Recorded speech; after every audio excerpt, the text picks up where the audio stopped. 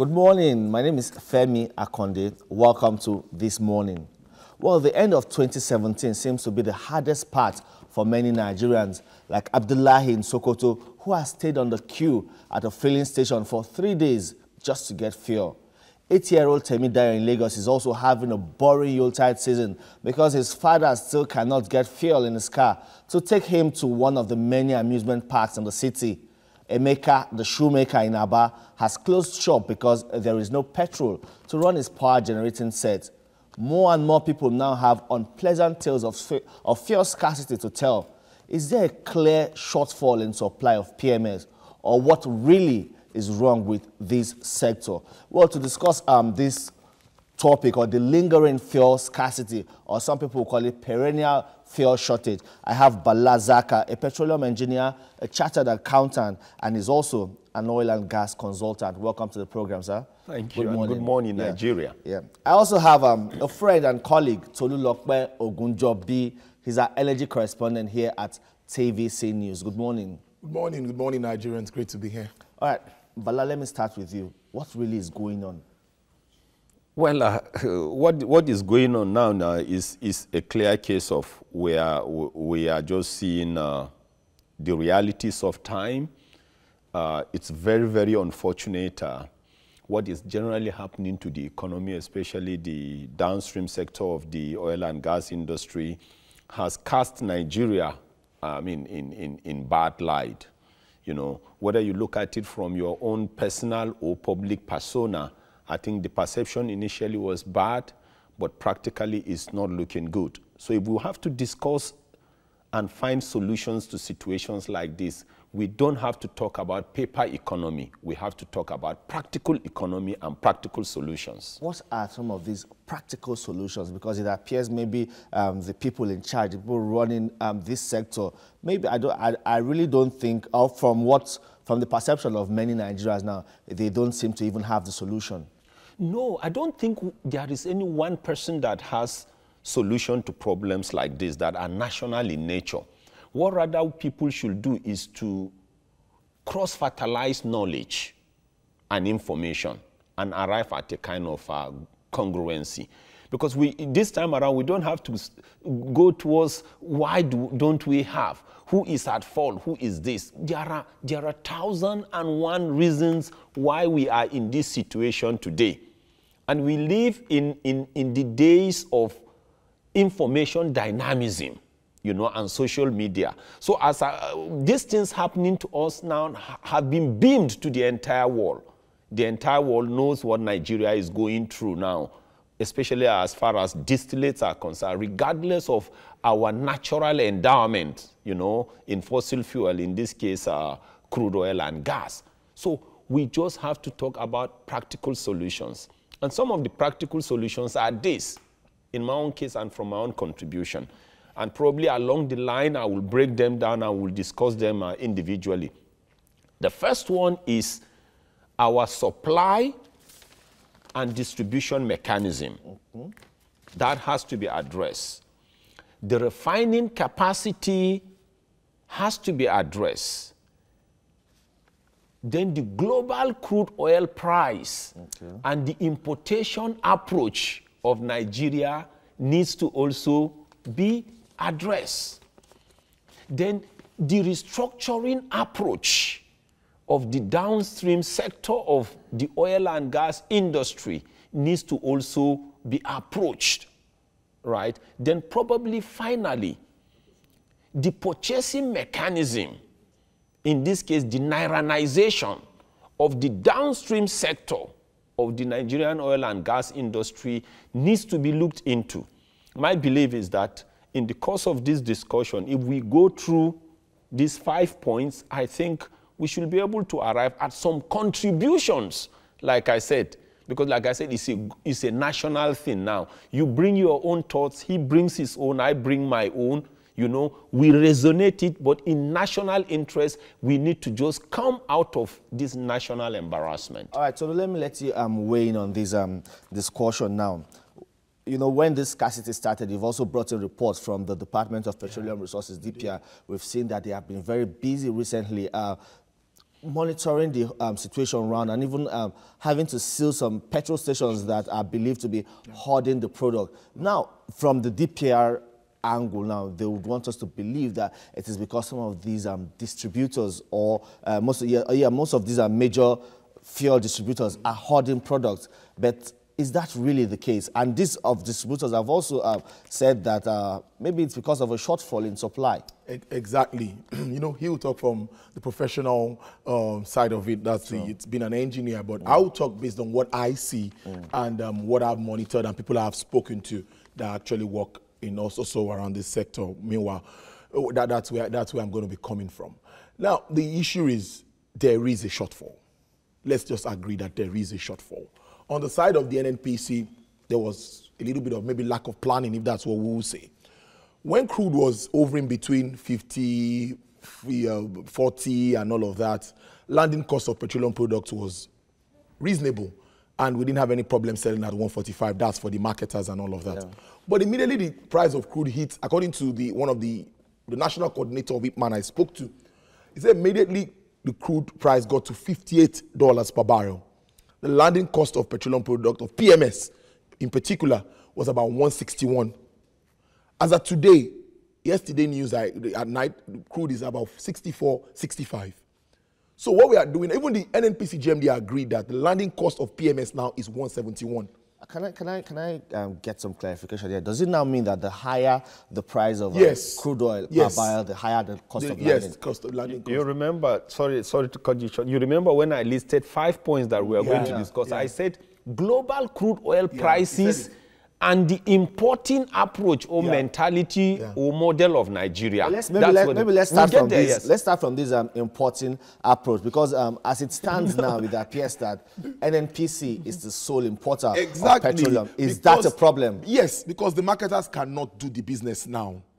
The marketers are getting dollars at the rate of 305 naira to $1, 305, 306, and they are paying interest rates and all of that. When they bring in the product, they cannot sell at 145. That is the truth. With the present price of crude and all other logistics that takes for them to bring the product here. So NNPC is paying subsidy as of today. So we are back to subsidy regime. The federal government and the NNPC knows how that is done. I think it's been taken from crude oil proceeds. As they sell proceeds, they use it to, because NNPC houses the money for crude proceeds. But not that the government, because I didn't hear anything about the budget of allocating any money for subsidy. That's one. Two, the marketers have been owed more than 800 billion naira as we speak. Unsettled subsidy claims. The government came out earlier and said, fine, we'll verify and we can confirm that, okay, these are the outstanding ones, okay, these are the fake ones, these are the genuine ones. Why not do this and pay the genuine marketers so that they can bring in products? So NNPC cannot satisfy Nigerians. According to them, we are doing 35 to 40 million liters per day. And that's consumption? Consumption. So if you calculate that to about 20-something naira, I think, that we are paying on subsidy now, with the last calculation I saw, at least, I think it's getting to like 1 billion a day for subsidy. We are back to it again. So there are lots of issues, you know, with the downstream sector. The downstream sector of the petroleum industry really needs to be rejigged. There are lots of problems when it comes to the downstream sector. So as we go on in this discussion, that's just one of it. So and once the marketers don't bring in this product, don't forget, even Ipman controls like 90% of the filling stations across the country. So if you look at the majors of this world, we are talking about the Totals, the Mobils, the Owandos, and all of that. How many filling stations do they have? But those filling stations that don't have names, Mr. Tolu filling station, you see them at the corners, you see them at Meduguri, you see them when you're traveling out of Lagos, and they have the product. And they will sell at the rate at which you buy. They sealed up somewhere. I went to DPR, somewhere around Ojodu, and the man told me, he said he brought his product in at 180. How much will he sell? He's running at a loss. And the DPR would... They sealed up his filling station. The DPR doesn't really care how much you brought in the product. But now, okay, let's talk about NNPC now. I'd like you to talk about NNPC as the sole importer. Yeah, first of all, like you said also, that has to do, he just mentioned another point when he was just rounding up. That also had to do with the restructuring mechanism that we apply in the downstream sector. But you know, like I mentioned 5 points, and I want to really dwell on that. Let me go back to the one we just talked about global crude oil prices. He has explained his own portion, and this is the way I will approach it. You see, unfortunately for Nigeria today, whether crude oil prices go up or they come down, Nigeria still suffers. And this is the practical explanation. You see, because our major source of revenue today is crude oil sales, right? When the price of crude oil is very low, right, as Nigeria, we feel bad because we are not generating so much revenue. But as at that time, those offshore refineries, those refineries outside the country, that is when they will get crude oil into their own refinery at feedstock at a very cheap rate. So at that, yes, at that time, when they refine at a cheap rate, because we are an importing nation, we will now import at a cheap rate and sell to Nigerians at a cheap rate, and Nigerians will be happy. But as at that time, internally, we won't be happy because the price is not high for us to sell enough crude oil at higher prices and make revenue. Unfortunately, like he said, when prices of crude oil go up, everybody in Nigeria will be clapping, hey, hey, hey, hey, we will be making money. But unfortunately, because we are also an importing nation, we also spend more, right? The refineries outside, that's when they will be buying crude oil also at higher prices. So when they refine at higher prices, because of the importing nature of Nigeria, we will now import at higher prices. And at that time, we will find it difficult to equilibrate it and merge it with what we have been selling to Nigerians. So when you look at it, like Nigeria is at a crossroad. Whether the price goes up or comes down, we suffer. But the simple solution in that one, just that very point now, is internal capacity refining.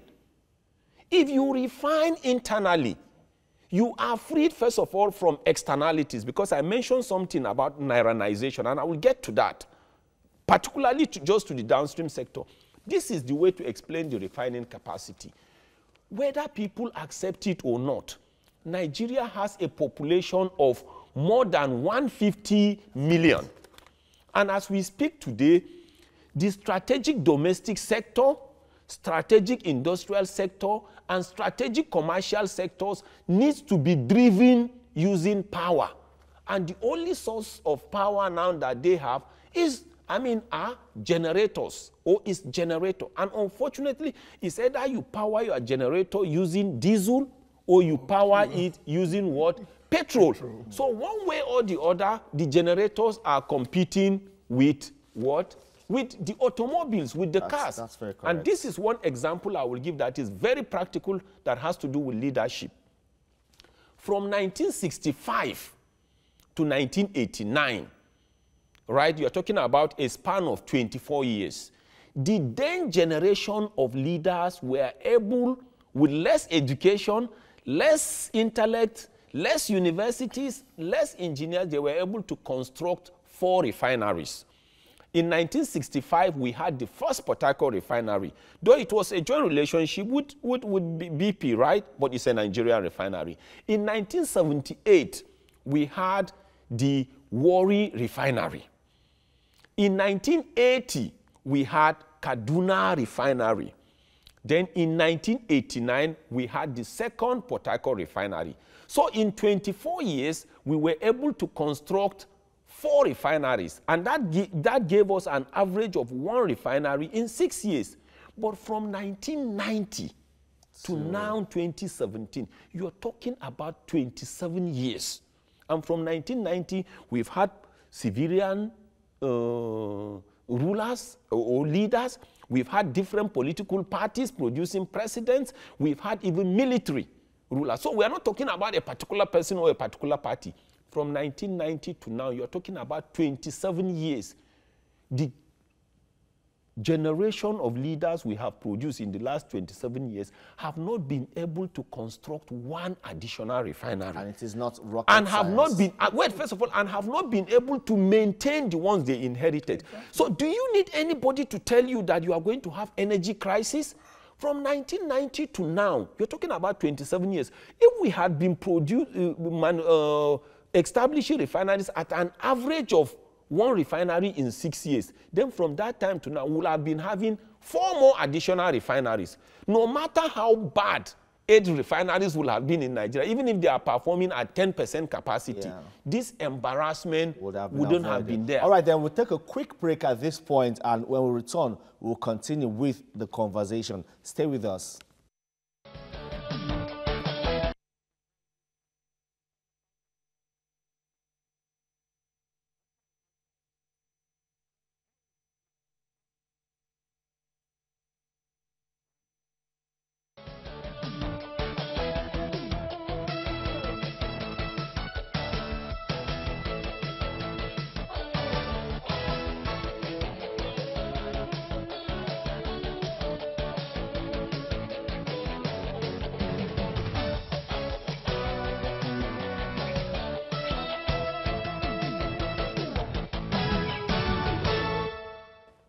Let us cast our minds back to 2015. The price of the pump price of petrol at that time was around 87 naira, and then it was jacked up to 143 naira. But we're told that if it is allowed to stay at 143, and of course some people are allowed to sell at 145, it would liberate that sector. And of course, moving forward, that the price might begin to crash. But there are fears that the price might still go up. And they promised us at that time that the product will become available, the queues at filling station would disappear, but we're back to the same thing.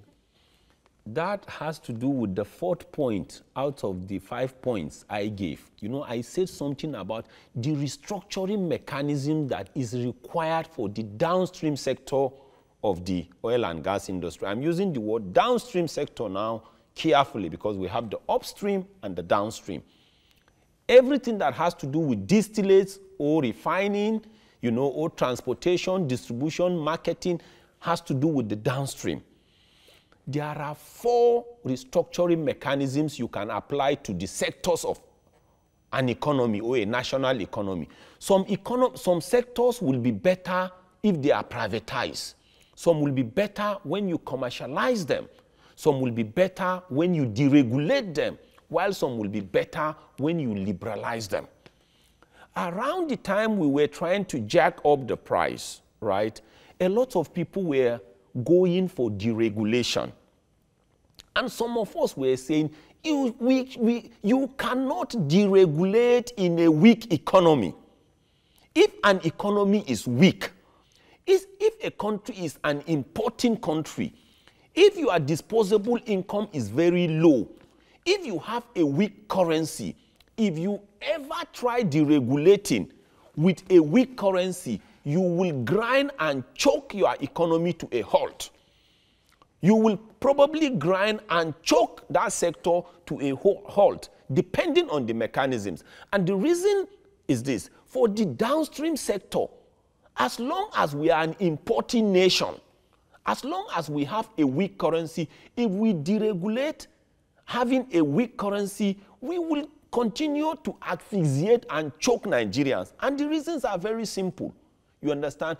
Deregulation simply means you are free to look for money or forex, go out, get that product. So if I tell you that you are free to go and come back, I have no right internally to dictate or determine for you. And these are the things. And you see, one problem I notice, honestly, I'm sorry to say this, Nigerians have no respect for contracts, especially in the leadership. We think we can always bullhead people. You tell them this, later when they start interpreting the legal meaning of what you are talking, you think either because you are a government, you will bullhead them. It cannot work. Deregulation is different from liberalization. The telecom sector was never at any time or any point deregulated. It was liberalized. In liberalization, what you simply means is this: the government entity or corporation will exist. Then you invite other players, right? And now you give them an operating window. So those that will die will die a natural death, just like Nitel. But in the downstream sector, instead of liberalizing, what they are trying to do is deregulate the industry. And as long as you deregulate, as long as Nigeria continue to have a weak currency, marketers will always be sourcing for exchange rate to bring this product. Okay. And you can't dictate for them. I told you, deregulation now, we have been talking about this for a very long time. It's a wrong model. There was a time it was even celebrated, deregulation of the downstream sector. Yeah. But I think it was during President Obasanjo's regime that we had that deregulation of the downstream sector. And up till today, this deregulation has still not solved the problem in the oil sector. It's a bad model. Look at diesel today. Diesel sells for 250, 270, wherever it's available. When you deregulate, Nigeria, we run an import-driven economy, just like he said, and bringing in products and deregulating it, we'll be at the mercy of the marketers. Exactly. Practically. Whatever they tell us to buy is what we will buy. And at that point, government will want to refuse. Why? Do you understand? So that is why we are even having this problem now. Model. Marketers are bringing in products higher than the amount, the regulated amount. Government is still regulating. You must sell at a price. No way. But it cannot work. So we are not ripe for deregulation. Correct. I wanted to say something with regards to the refineries when we talked about refineries earlier.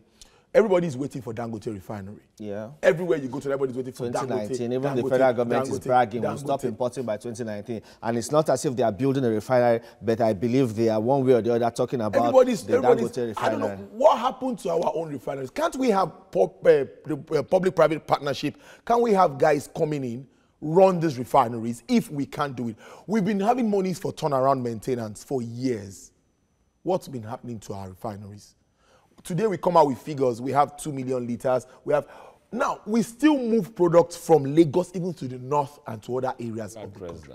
How do we manage that? A truck leaves Maiduguri, comes here for maybe 4 or 5 days, spends 2 weeks to loads 300,000 liters of PMS, and gets back to the road, and spends another 1 week on the road to get back to that place. And you now think you will sell at 145. There is a problem with the distribution mechanism. We've not talked about Apapa Road, though. There's construction right now at the moment in Apapa, and getting to the depot is a very, very serious problem. Even trucks can't move to the depots. So when we're talking about deregulating the sector, it's not something that we can just jump into, because at the end of the day, we'll get our fingers burnt. We have to be very careful. And government, I know government is also trying to be very careful. They don't even want to use that word deregulation. You know, the price of petroleum products, what we have today, if the price of crude continues to go higher, it's not sustainable. Is that government comes out plain and say, okay, you can't say all the marketers are corrupt. No. There are some genuine ones. We have some guys we know that are really running this business. Why not do this business with them and let them help you bring in products? NNPC doesn't even have storage facilities. I was coming to that. NNPC as the sole importer cannot even stock up products. They don't. They use the private depots to store products. The NIPCOs of this world, the one those, the MRS. That's what they use. So why not just bring these guys in, let them make you understand their problems, check for the genuine marketers, because I'm just looking at something that will really get us out of this. Because if we continue doing this, according to some, this scarcity might even linger, as in we might even get to February on this, because NNPC is still the sole importer, and the marketers are doing what they call sit down and look. If you give us products, we'll distribute. If you don't give us, we won't distribute. So it's a problem that it's so interwoven, and the blame game, it's really disgraceful. Go to the social media, newspapers, all forms of media, you see NNPC coming to say, no, we are giving marketers products. Marketers saying, which product did you give to us? Ipman saying, we have not been given any products. Everybody comes around to say, I don't get it. NNPC, they have some depots, Ejigbo, Mosimi, and all of them. I don't know how many of those depots are really working at the moment. I know that I think Ejigbo now started trucking. I think during this process, Ejigbo has started trucking. What is happening to our pipelines? How do we move products via the pipelines? That it could be safe too. Maybe it's vandalism as that's another problem. Scared them away from. That's another problem. There was a time in this country we moved petroleum products via rail. Can't we go back to all of that? Even our roads, I've said it on different forums that even our roads, moving tankers on our roads, look at what is happening on the Korodu road. Look at what is happening on our express road. Look at the lives. Look at the one that happened at Festac the other day. 20 cars and 4. We can't sustain moving petroleum products this way. It's not even economically viable. We spend money on our roads and we move these trucks on our roads on daily basis. It is a total, the oil and gas sector, highest revenue generation for this country. It's like the biggest mess in the country. Just like that. It's sad. It's sad. Thank you very much. I'm happy. Almost all the points I was trying to talk about here was, and all I was just doing is just to be spicing some. Like we said, when I hear people saying, we are waiting on Dangote, we are waiting on Dangote, I wish somebody would just call them and explain one or two things. How can a country of close to 200 million people with domestic, industrial and commercial sectors being this busy depend on a human being, one person to rescue them? What's the danger in that? But the danger is this. What if Dangote falls dead today? One question. So let somebody analyze the danger. What if Dangote decides tomorrow to naturalize and is a citizen of another country? Let somebody answer that. Well, first of all, and yes, you know. And what if Dangote decides to sell the refinery to a non-Nigerian, to somebody else? So does it mean Nigeria, the continental hub of Africa, will be pleading and begging? Let me tell you, everywhere you go in this world, when you talk about developed economies, the government of that country is the biggest debtor. The government is the biggest creditor. The government is also the biggest guarantor, and government is the biggest customer. Ask yourself, let other people ask themselves. Like if you talk about developed economy, before you know, somebody will say, America, US, the government of America is probably the biggest debtor. So these are the things we need to understand. I won't be ashamed if they say Nigeria is the biggest debtor, or the biggest creditor, or the biggest customer, or the biggest guarantor. But the question is this: when Nigeria is playing the role, this time we're talking about government, when my government is being called a big debtor, what was that thing the government wanted to do that made it to become a big debtor? If you want to develop your economy from the ground and boost it in the long term, excellent. There's nothing wrong calling you a big debtor. And when you talk about guarantor, it's only the government of your country that can be your guarantor, and the international community, whether you are a businessman or a hospital, before everybody respects you. All right, please hold your thoughts. We'll take a quick commercial break at this point. And after the break, our viewers are encouraged to call in to contribute, of course, to our discussion here today. Don't go anywhere. We'll be back after the break.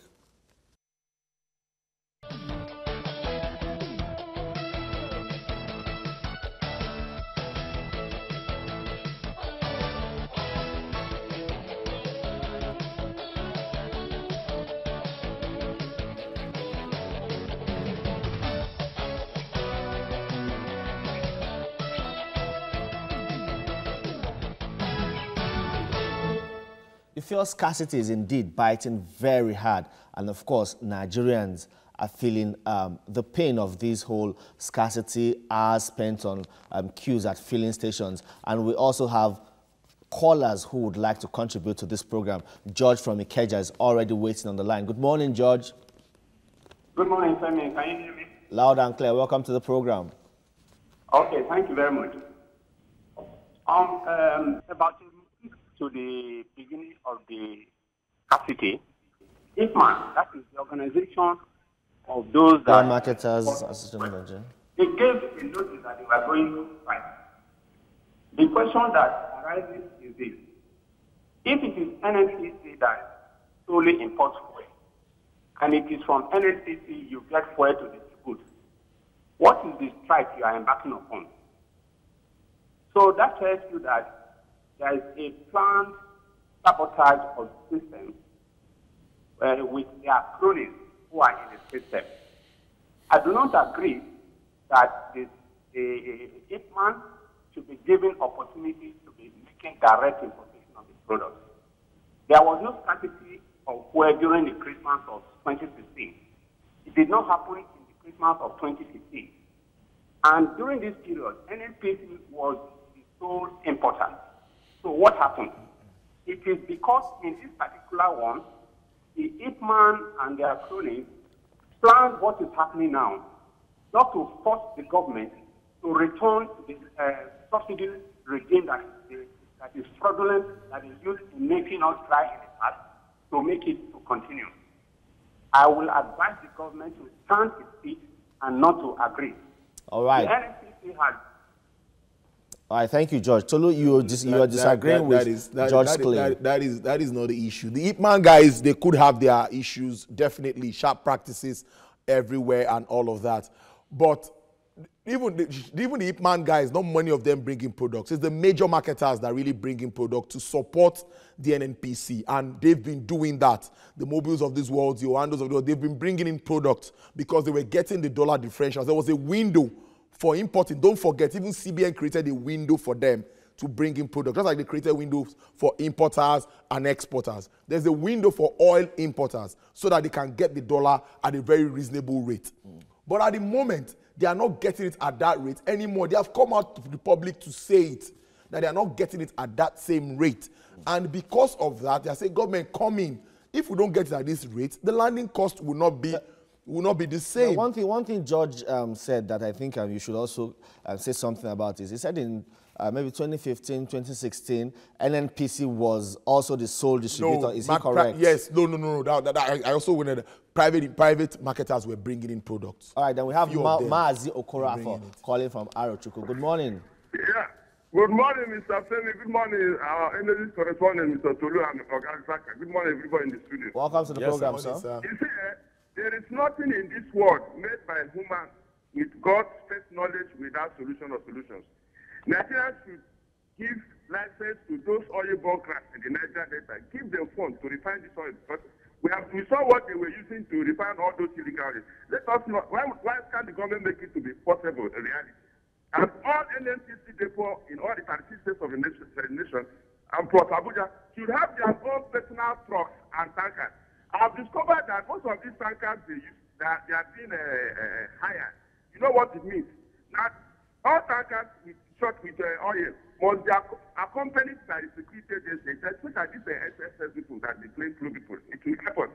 Now, I want to find out from Mr. Tolusa, what happened to the license given to the elites to refine our oil? There was a time they told us that the Nigerian government have given license to some people. And during Jonathan regime, there was a time when Ifan Yoba came, when we had this problem, he came to rescue Nigeria.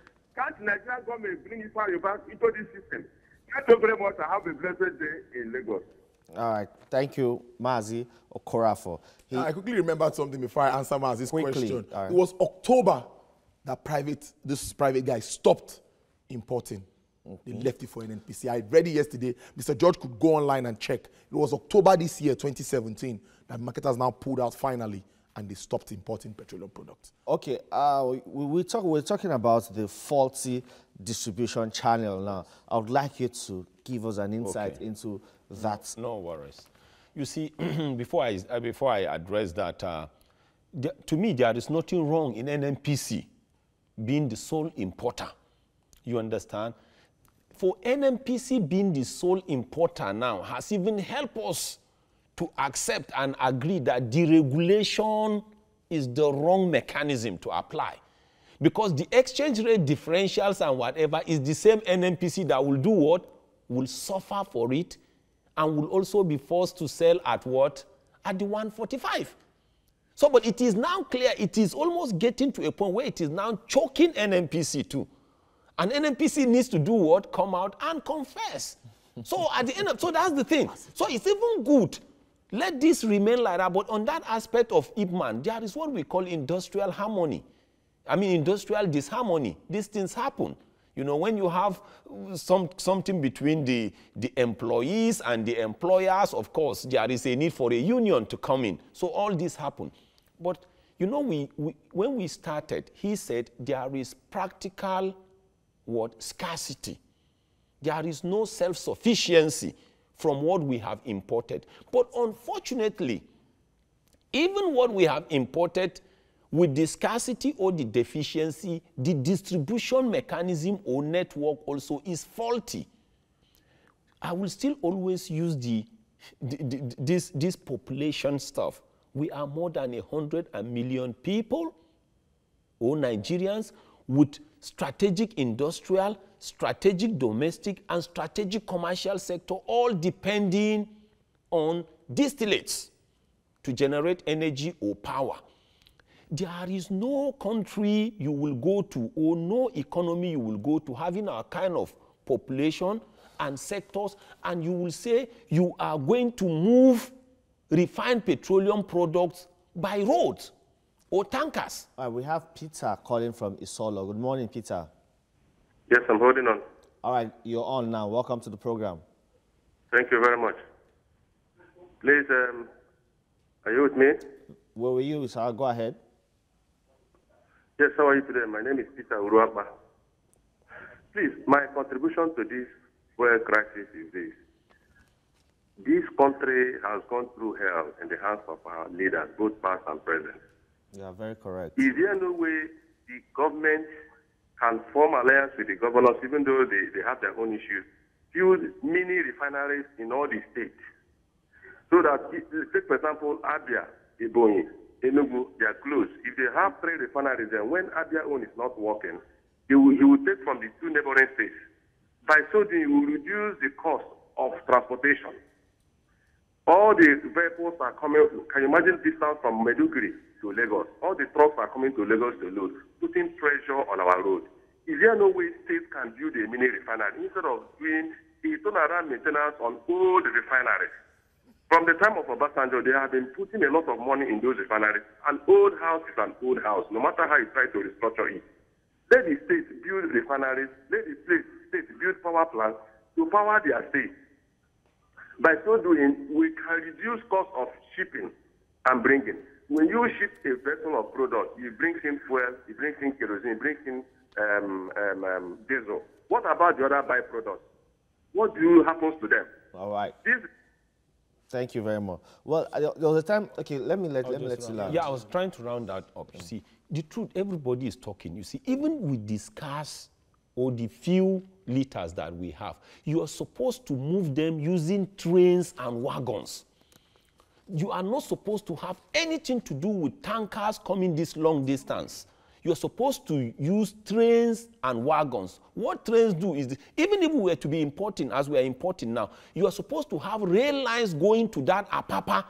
And the rail lines have nothing to do with the normal standard routes. They will go, take them to the different states, and at the different states now, tankers will be limited to metropolitan centers.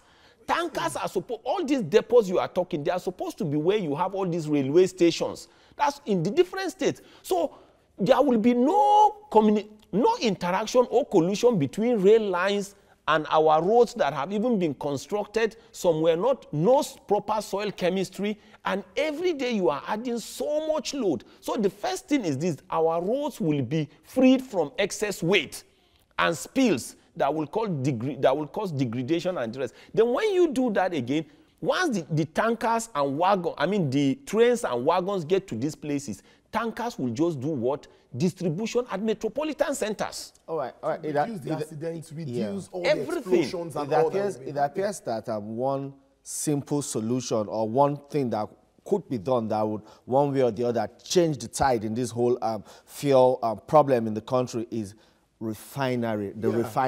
Yeah, there was a time I had Kachuku, Dr. Ibe Kachuku talking about building modular refinery, and that was very popular around that time, and people were really optimistic that, come on, this government is coming on board with so much good things, but that has really what's the cost of even building a refinery or like the modular refinery that was made popular by Dr. Ibe Kachuku? I know the modular refineries are mini, small refineries that, could be placed somewhere and, you could pass some crude and do some fast refining. The cost, the amount in figures, I don't really know, but I know it's not too expensive. But one thing is, anything that has to do with oil is capital intensive. No matter, even if you say it's not really expensive, it's capital intensive. And the will has to be there too. I think government too has to open up that sector for those interested. Captain Emmanuel Niacho was out to say yesterday that there's nothing they can do, that they can't even get products. Karina was actually interested in even building one of these modular refineries. I remember. You know, but I don't know how far he has gone now. So, you know, without the support of the government, I don't think anybody can do that. Don't forget even Dangote's refinery. CBN governor was there when they started this and gave him more than half of the funds to start that refinery. So full government support is very important to build any kind of refinery. So we are back to what I said. And another thing people don't really know is... I think my producer is telling me we have a call from Iju Shaga. I'm sorry. Yes. Oluwatosin from Iju Shaga. Hello? Yeah, good morning, Tosin. You're on. Please, can you? Good morning. Good morning, ma. Good morning. Morning, ma. I'm Oluwatosin from Iju Shaga. Welcome to the program. Yes. I want to advise that we cannot just put our egg in one basket. Just like Balance Zakat just mentioned now, that it is only Dangote that has one of a refinery outside the federal government own. What about the South-South?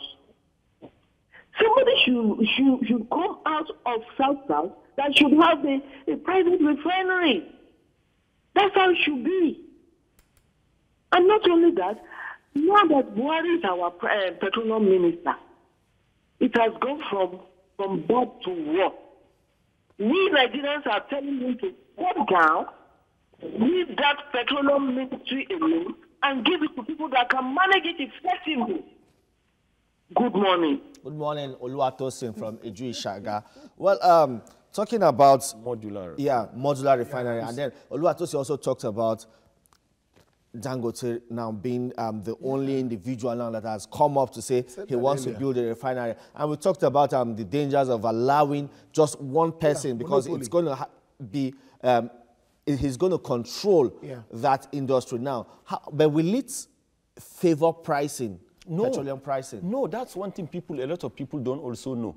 The approach, the model Dangote hopes or intends to use is he will be operating as if he's also a foreign refinery. So if the price of crude oil goes up, he buys it at that rate and charges the amount he needs to charge. It's only the trucking or the transportation that will just be less. So you see, but let me talk about this issue of modular refineries. You see, modular refineries, like you said, they are small refineries. Then you continue to build them up in modules. First of all, modular refineries, most of these smaller modular refineries, they don't produce the same petrol we're talking about. They produce other products because you need to build them with CCUs, you know, with catalytic cracking units and the rest. But one thing again, modular refineries do not guarantee jobs. They are almost automated. You can have an entire modular refinery and you may not have more than 10 people operating it. So people should get these things clear. What we want is to move this economy forward. Then what we also, like I said, we have a weak currency, right? And we are an importing nation. So what I want to say is this. Apart from dropping or dumping or killing the regulation and removing it out of the downstream sector, we should think of liberalization. Then we should think of Nairanization. We'll talk about Nairanization after Femi from Surulere contributes to the program. Good morning. Welcome to the program, Femi. Hello, good morning. Good morning to all of you there. Welcome. What I want to say, I want to advise the federal government that number one, they should not spend one kobo of our money to do the turnaround of those refineries any longer. They should dispose it off. If they don't dispose it off, I can bet it with any one of them that the moment that go take come on stream, grass will grow in those refineries within the next 3 years. Indeed. Number two, the pipeline. Is it going to the move to secure the pipeline? I've been in this business for more than 30 years. The number of trucks running around to carry product. And if these pipelines have been on before, we have depots all over the country that there's nowhere you are. You cannot travel with 300 kilometers to bring your product. But now, people will now carry product from Lagos to Maiduguri. Let them calculate the amount of money they are spending on equalization.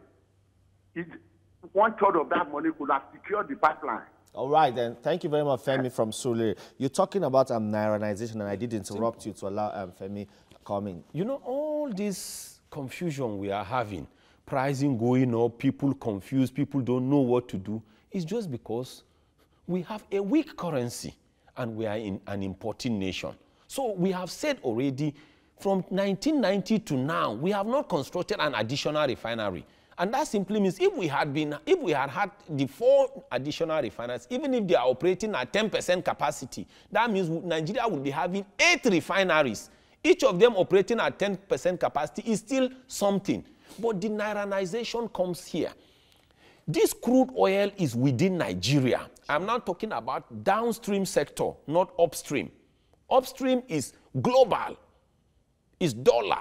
So you have to dollarize it because you are dealing with global aspect. We are talking about local consumption.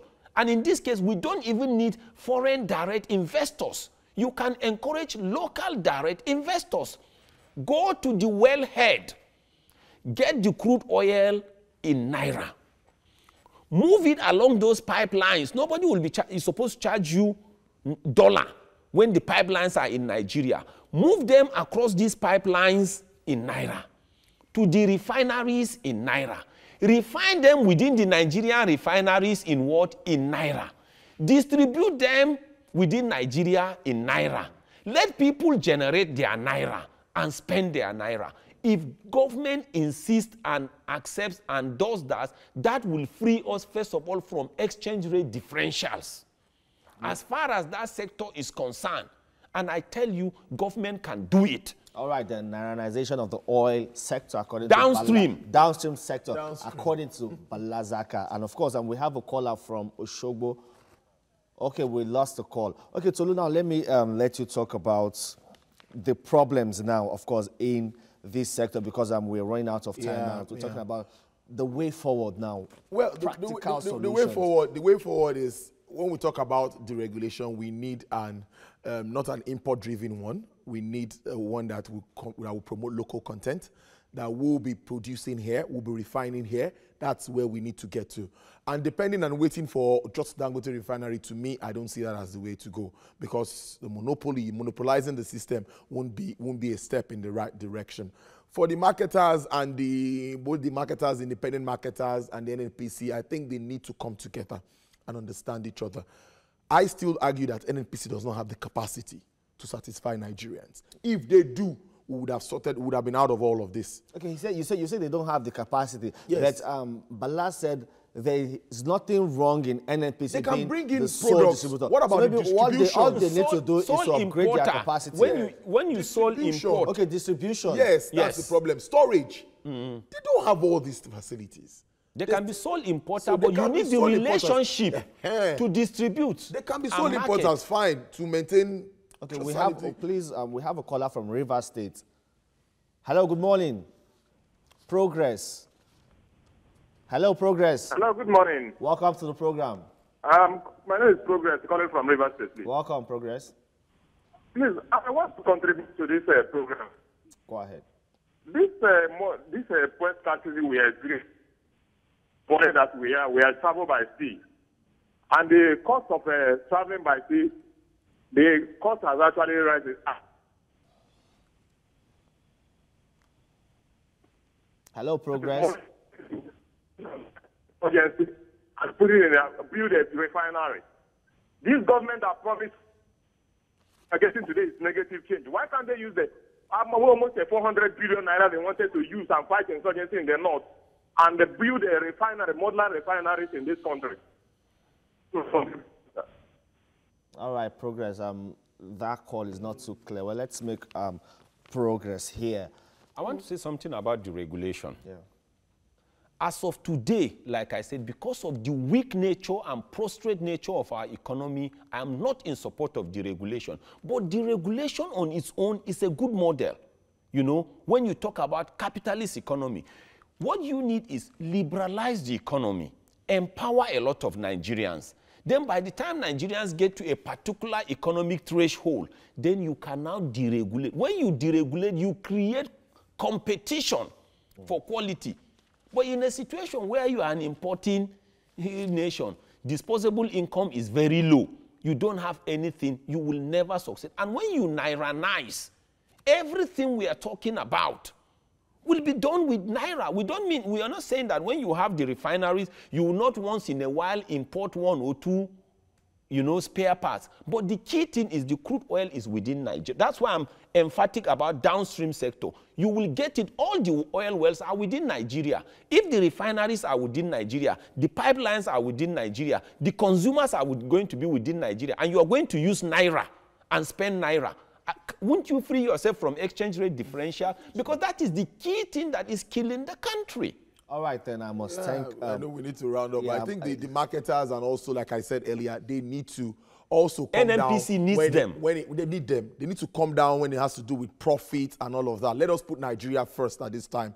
Let this product circulate. Let us, whatever is brought in, let it get to the users. And later we meet and try and let them meet and resolve all of these contending That marriage issues. is necessary. They have to. NNPC and independent marketers. All right, there, of course, a robust symbiotic relationship Exactly. between the NNPC and, of course, the independent And marketers. major Major marketers, marketers. yes. And let's stop the blame game because it helps nobody. The man on the street out there needs petrol because, you know, our economy is heavily reliant on the availability of petrol. Well, that's the much we can take on the program this morning. We hope the federal government and, of course, all those in charge will put on their thinking cap and, of course, ensure that petrol gets to every Nigerian because we all need it. Thank you very much to Lokwe Ogunjobi and Balazaka. Thank you very much for coming on the program. Well, that's all for the program this morning. You can watch a repeat broadcast later at night. Thank you very much. My name is Femi Akonde. Good morning.